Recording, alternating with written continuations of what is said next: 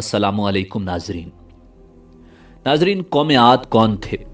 दुनिया की सबसे ताकतवर तरीन कौम को अल्लाह रब्बुल इज़्ज़त ने कैसे तबाह किया और कुरान मजीद फुरकान हमीद में कौम आद के हवाले से क्या इरशाद फरमाया? कौम आद इस वक्त कहाँ मौजूद हैं? जदीद तहकीक ने किस मकाम से कौम आद के मुजस्मे दरियाफ्त किए? यही हमारी आज की वीडियो का मौजू होगा। और आज हम आपको खजूर के दरख्तों के बराबर कद और मजबूत तरीन जिसामत वाली कौम आद की इबरतनाक दास्तान सुनाएंगे। मगर वीडियो में आगे बढ़ने से पहले अगर आप हमारे चैनल पर नए हैं तो बराए मेहरबानी हमारा चैनल सब्सक्राइब करें, जहां आपको बिलखुसूस इस्लामिक हिस्ट्री और बिलुमूम दुनिया भर की मुनफरिद मालूमात पर मबनी वीडियोस मिलती रहेंगी। नाजरीन, बहरे अरब और बहरे अहमर के दरमियान अरब के जुनूब और शिमाल में दोनों जानिब यानी ओमान, हिजर मौत, बहरीन और मगरबी यमन तक एक वसी सहरा है जिसे सहराए अल अहकाफ के नाम से याद किया जाता है। इसे सहराए आज़म अद-दुनिया और अर-रबी अल खाली भी कहा जाता है। अल अहकाफ खकफ की जमा है जिसके लुग़वी मानी रेत के बुलंद बाला और वसी व अरीज़ टीले के हैं। इस बयाबान सहरा में सफ़र करना तो दूर की बात, इसके अंदर कदम रखने का भी तसव्वुर नहीं किया जा सकता कि मौत की इस वहशतनाक वादी की जानिब रुख करना खुदकुशी के मुतरादिफ है। यही वजह है कि मकामी बद्दुओं से लेकर मुहिम जू सयाहों तक कोई इस सहरा के करीब जाना पसंद नहीं करता। सफ़ेद और बारीक रेत के हज़ारों फिट ऊंचे पहाड़ों में अगर कोई शय फेंकी जाए तो वो लम्हों में गर्क हो जाती है और रेत की सतह पर जुम्बिश तक नहीं होती। ये सहरा अल्लाह बुजुर्ग बरतर की खुली निशानियों में से है और अहले दुनिया के लिए इबरत भी। अल अहकाफ नामी इस भयानक वादी को देखकर ये गुमान भी नहीं किया जा सकता कि ये किसी ज़माने में दुनिया का सबसे ज़्यादा सरसब्ज़ व शादाब इलाका था, जहाँ बेशुमार फलों और फूलों के वसी बागात, ठंडे पानी के चश्मे, आबशारें और बुलंद बाला इमारतें थीं, जिसमें दुनिया की सबसे ज़्यादा ताकतवर, मालदार और शानदार तमद्दुन रखने वाली कौम आद आबाद थी। ये दुनिया के सबसे ज़्यादा कदावर और ज़ोरावर इंसान थे। इतने ताकतवर लोग अल्लाह ने फिर पैदा नहीं किए, जैसा कि अल्लाह जल्ला शानुहु ने कुरान मजीद फुरकान हमीद में इरशाद फरमाया, इन जैसी कोई कौम और मुल्कों में पैदा नहीं की गई। हिजर मौत और नजरान के दरमियानी इलाके अल अहकाफ में कौम आद के, जिसे कौम इरम भी कहा जाता है, 13 कबाइल आबाद थे। कौम आद के अल अहकाफ में रहने से मुताल्लिक कुरान मजीद फुरकान हमीद में अल्लाह रब्बुल इज़्ज़त ने इरशाद फरमाया, ऊद को याद करो जबकि उसने अपनी कौम को अहकाफ में डराया। नाज़रीन, अल्लामा जलालुद्दीन सुयूती रहमतुल्लाह अलैह अपनी तफसीर दुर मंशूर में तहरीर करते हैं कि कौम आद निहायत जोरावर और बहादुर कौम थी। ये बुत परस्त थे। उनके 2 बुतों के नाम हमूद और हब बयान किए गए हैं।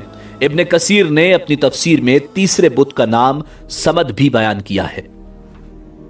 नाजरीन, आद एक कदीम अरबी कौम है जिसका जिक्र कुरान मजीद फुरकान हमीद में सूरह हूद और सूरह फजर में आता है।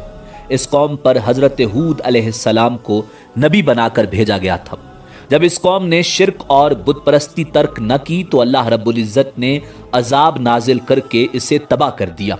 इस कौम के तज़किरे को कहानी समझा जाता था, मगर इसी सदी में इसके मरकजी शहर इरम, अरबी में इरम-ज़ातिल इमाद और अंग्रेज़ी में उबर, वाबर और इरम के आसार बरामद हुए हैं, जो अर-रुबा अल-खाली के उस हिस्से में है जो आजकल ओमान में शामिल है। आद असल में हजरत नूह अला नबीना अलैहिस्सलाम की चौथी पुश्त से थे। आद बिन औज बिन इरम बिन साम बिन नू, और उनके नाम पर इस कौम को पुकारा जाता है, यानी इस कौम का नाम इनके जद्द अमजद के नाम पर था। कौम आद को मशहूर रिवायात के मुताबिक एक अजीम आंधी से तबाह किया गया था। कुरान के मुताबिक ये कौम दुनिया और आखिरत दोनों में अल्लाह की रहमत से दूर और महरूम है। नाज़रीन, जदीद तहकीक के मुताबिक ये कौम 3000 साल कबल मसीह से लेकर पहली सदी ईस्वी तक मौजूद थी। इनको 1000 सुतूनों वाले शहर की कौम भी कहा जाता है। नाज़रीन, हज़रत हूद अलैहिस्सलाम एक तवील अरसे तक अपनी कौम को वाज़ो नसीहत करते रहे। कभी वो उन्हें اللہ کی طرف سے عطا کردہ نعمتوں کی یاد دلاتے تو کبھی عذاب الہی سے ڈراتے، مگر وہ بہرے اور اندھے بنے رہے۔ تاریخی کتب میں ہے کہ حضرت ہود علیہ السلام مسلسل 50 سال یا اس سے بھی زیادہ درس و نصیحت میں مصروف رہے۔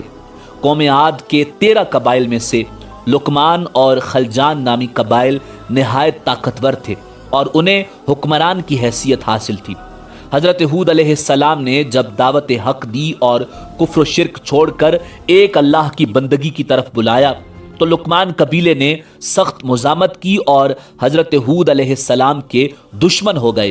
اس کے برعکس دوسرے قبیلے خلجان نے حضرت ہود علیہ السلام کی باتوں پر غور و خوض کیا اور ان میں سے اکثر جلد ہی آپ کی دعوت کو قبول کر کے ایمان لے آئے۔ حضرت ہود علیہ السلام نے اپنی قوم کو رائے حق پر گامزن کرنے کی ہر ممکن کوشش کی، مگر قوم نے ان کی دعوت قبول کرنے سے انکار کر دیا تو بالآخر انہوں نے بارگاہ الہی میں مدد کے لیے دست دعا دراز کیے، جسے قرآن کریم نے یوں بیان کیا۔ نبی نے دعا کی کہ اے پروردگار، انہوں نے مجھے جھوٹا کہا ہے پر تو میری مدد فرما۔ اللہ نے اپنے نبی کی فریاد کے جواب میں فرمایا، اے نبی، یہ بہت جلد اپنے کیے پر پچھتانے لگیں گے۔ ناظرین، اللہ رب العزت نے اپنے نبی کی دعا قبول فرمائی اور قوم عاد پر عذاب کی ابتدا ہو گئی۔ بادلوں کے فرشتے کو حکم دیا گیا کہ اب بارش نہ برسائی جائے۔ چشموں کے فرشتے کو حکم دیا گیا کہ ان کے ٹھنڈے، میٹھے اور شفاف پانی سے لبریز چشموں اور آبشاروں کو خشک کر دو۔ ناظرین، روایات میں آتا ہے کہ دیکھتے ہی دیکھتے ان کے سرسبز و شاداب کھیت و کھلیان سوکھنے لگے اور مویشی مرنے لگے، یہاں تک کہ لوگ پینے کے پانی تک کو ترسنے لگے۔ کثیر تعداد میں پیدا ہونے والے پھل اور اناج ناپید ہو گئے۔ پوری قوم خشک سالی کا شکار ہو کر بدحال اور پریشان ہو گئی۔ یہ سلسلہ مسلسل 3 سال تک جاری رہا۔ حضرت ہود علیہ السلام نے اپنی قوم کی طرف دیکھا تو پریشان ہو گئے۔ آپ بہت افسردہ اور پریشان رہنے لگے اور پھر ایک دن انہوں نے اپنی قوم سے فرمایا، اے میری قوم کے لوگوں، تم اپنے پالنے والے سے بخشش مانگو، اس کے آگے توبہ اور استغفار کرو، وہ تم پر آسمان سے بارش برسائے گا اور تمہاری طاقت و قوت میں اضافہ فرمائے گا، اور دیکھو گنہگار بن کر روگردانی نہ کرو۔ قرآن کریم اور احادیث مبارکہ میں توبہ و استغفار کے بڑے فوائد بیان کیے گئے ہیں۔ ناظرین، ابن ماجہ اور ابو داؤد میں حدیث مبارکہ ہے کہ جو پابندی سے استغفار کرتا ہے، اللہ رب العزت اس کے لیے ہر فکر سے کشادگی اور ہر تنگی سے راستہ بنا دیتا ہے اور اسے ایسی جگہ سے روزی دیتا ہے جو اس کے وہم و گمان میں بھی نہیں ہوتی۔ بہرحال حضرت ہود علیہ السلام کے لاکھ سمجھانے کے باوجود اس قوم پر کوئی اثر نہ ہوا، بلکہ نہایت ڈھٹائی کا مظاہرہ کرتے ہوئے کہنے لگے کہ ہم محض تیرے کہنے پر اپنے آباء و اجداد کے اور اپنے ان معبودوں کو نہیں چھوڑ سکتے جو ہمارے آباء و اجداد سے چلے آئے ہیں۔ قرآن کریم نے اسے یوں بیان کیا ہے، اے ہود، تم ہمارے پاس کوئی دلیل تو لائے نہیں، اور ہم صرف تمہارے کہنے سے نہ اپنے معبودوں کو چھوڑنے والے ہیں اور نہ تم پر ایمان لانے والے، بلکہ ہم تو یہ سمجھتے ہیں کہ ہمارے کسی معبود نے تمہیں آسیب زدہ دیوانہ کر دیا ہے۔ ناظرین، عذاب الہی کے ابتدائی مراحل میں خشک سالی نے قوم عاد کی حالت ابتر کر دی۔ ان کے سرداروں اور دانشوروں نے اس سے نجات پانے کے لیے مختلف تدابیر پر غور و خوض شروع کر دیا۔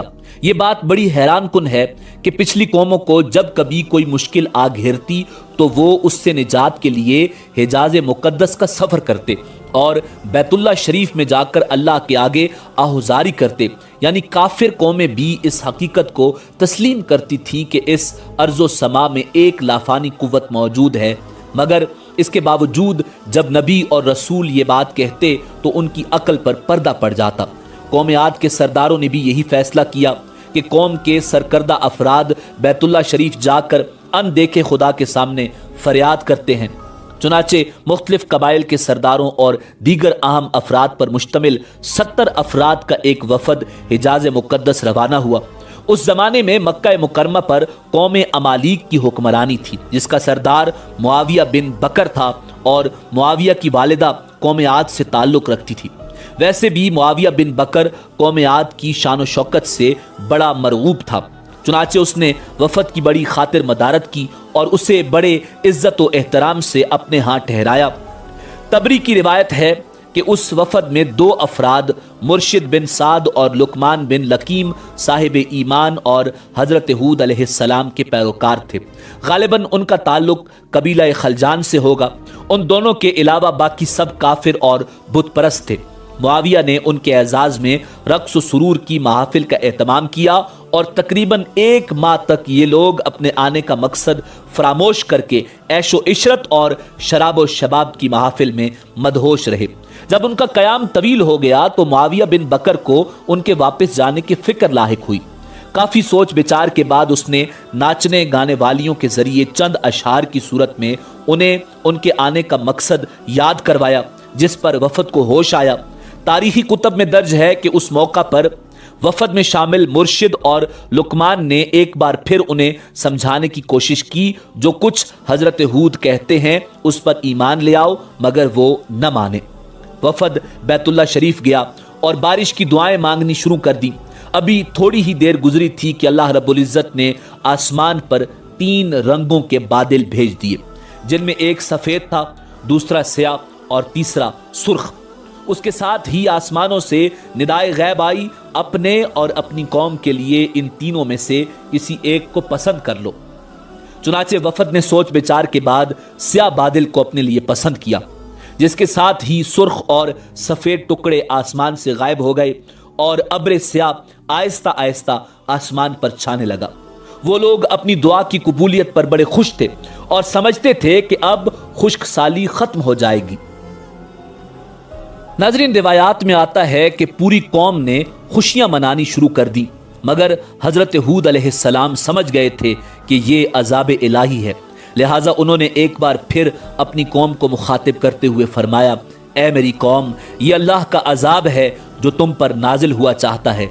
फिर उन्होंने अल्लाह ताला का फरमान उन्हें सुनाया, नहीं बल्कि दरअसल ये अबर वो अजाब है जिसकी तुम जल्दी कर रहे थे।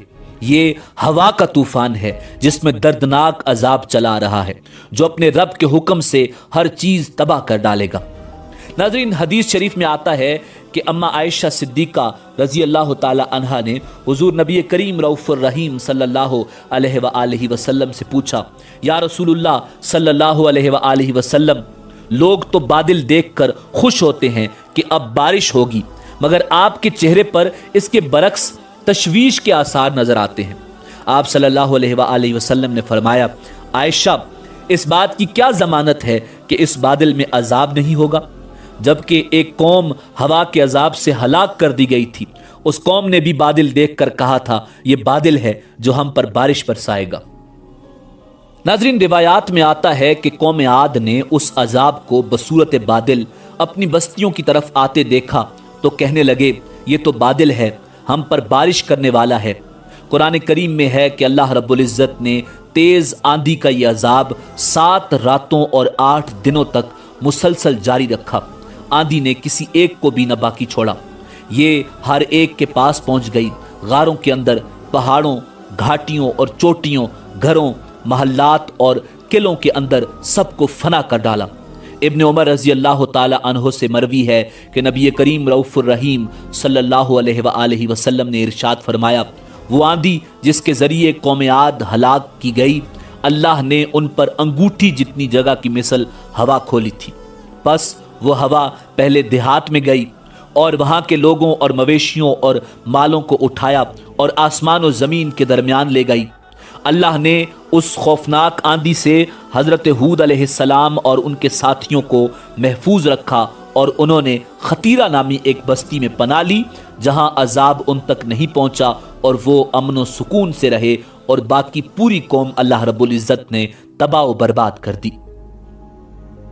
नाज़रीन, अल्लामा तबरी की बाज़ रिवायतों में है कि हज़रत हूद अलैहिस्सलाम की उम्र 150 साल थी। आपको 50 बरस की उम्र में नबूवत अता की गई।